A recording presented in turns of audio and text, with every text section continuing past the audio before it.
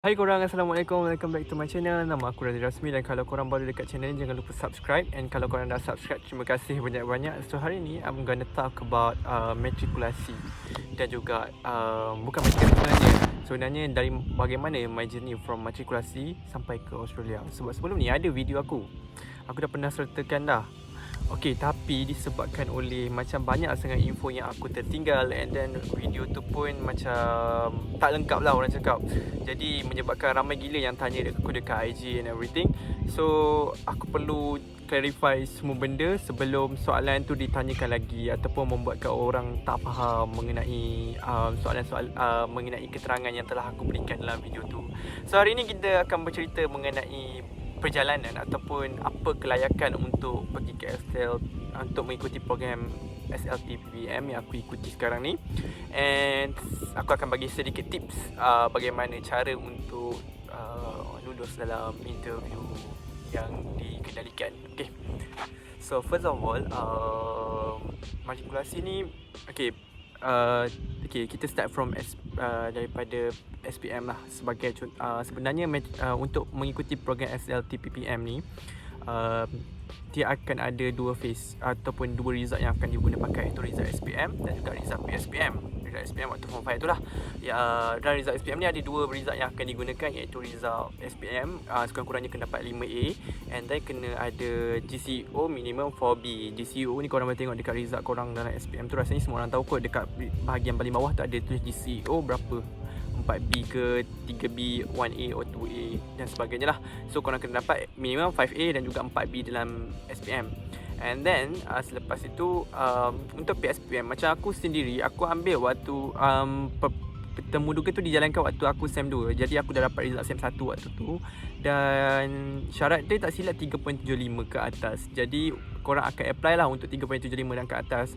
Tapi tak semestinya yang apply akan dipanggil untuk temuduga, sebab selepas kita apply akan ada nama yang di shortlistedkan, dan bila dah disenarai pendek, nama-nama itu saja yang akan dipanggil ke temuduga. Jadi korang jangan ingat yang kalau korang apply, korang akan dapat dipanggil untuk temuduga. Tak. Jadi untuk selamat, apa yang aku boleh buat adalah bercakap adalah kalau boleh skor PSPM 1 dapat result 3.8 ke atas lah. Jangan dapat 3.75 ngam-ngam. Macam itulah lebih kurang. Okay, and then selepas tu akan ada temuduga. Temuduga ni akan merangkumi dua sesi, iaitu kalau korang pernah pergi temuduga dekat IPG, dia adalah sebiji macam dekat IPG, iaitu UKF, ujian kecergasan fizikal, dan juga UKCG, ujian kelayakan calon guru, which is daripada interview ni lah korang akan dipilih untuk mengikuti program ni. Dan selalunya tak ramai pun yang akan dipilih, to be honest. Dalam satu matrik mungkin 2-3 orang, kadang-kadang seorang je satu matrik. Total lebih kurang 20 ke 30 orang satu sesi. Jadi persaingan sangat sengit. Apa yang aku boleh cakap adalah untuk ujian kecergasan fizikal UKF, korang try hard untuk skor dalam bleed test, sebab bleed test tu adalah salah satu yang bagi skor paling banyak dalam UKF. So make sure selalunya korang, kalau korang nak selamat, korang tanya je instructor yang jaga korang berapa maksimum untuk korang dapat full mark. So korang target maksimum untuk full mark, dan korang dah selamat untuk UKF. Yang lain tu korang just boleh juga bagi tumpuan lagi-lagi dekat bahagian pumping, and then for raincoat to be spiral. BMI memanglah kadang-kadang tak boleh ubah. Macam aku sendiri, BMI aku tak boleh ubah. Waktu tu aku ngam-ngam, almost normal. So tak dapat full mark lah for BMI. Tapi BMI dah tak boleh ubah, kita carilah jalan yang lain kan untuk kita score. And then untuk UKCG, ujian kecergasan calon guru ni, korang akan diberi soalan, banyak gila soalan, 100 lebih kot tak silap. And then korang perlu jawab soalan tu. Dia macam soalan psychometric, which is korang tentukan korang punya personality macam mana, whether personality korang ni sesuai untuk menjadi seorang pendidik ataupun tak, whether korang ada masalah dari segi emosi dan sebagainya.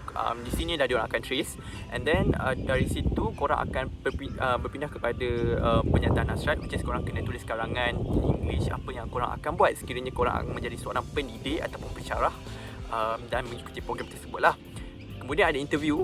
Interview ni sangat penting sebenarnya. Yang menyumbang kebanyakan markah adalah daripada interview tu sendiri.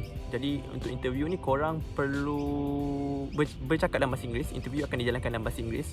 Dan apa yang paling best, interview ni korang just jadi diri korang. Korang jangan paksa, jangan fake sebab interview akan tahu bila korang tipu dan sebagainya. Kalau boleh jujur je kenapa korang nak masuk program ni. And then tips aku adalah korang jangan overconfident. Be confident but not overconfident. Jangan overconfident, jangan tunjuk yang korang paling bagus. Tak, dia bukan nak cari sebenarnya bagi aku interview tu dia bukanlah untuk mencari siapa yang paling pandai. Sebab kalau nak mencari yang pandai, korang yang terpilih dah memang pandai pun. Kalau korang dah senarai pendek tu memang korang dah pandai.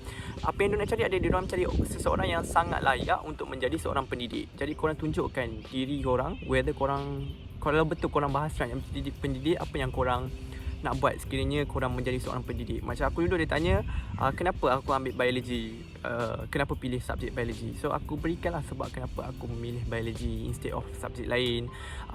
Dan macam itulah juga, selalunya dia akan tanya macam mana cara untuk kita, kenapa kita ambil subjek ni, and kenapa kita berminat dengan program ni. Dan sometimes ada my friends yang kena siap kena mengajar. So in any macam banyak gila benda yang korang akan ditanya, dan setiap orang pertanyaan dia tak sama. So dia akan masuk macam 5-6 orang satu kumpulan. So korang tak akan di-interview seorang-seorang. Korang akan di-interview secara berkumpulan. Okay, jadi itu je aku rasa aku boleh cakap untuk sekarang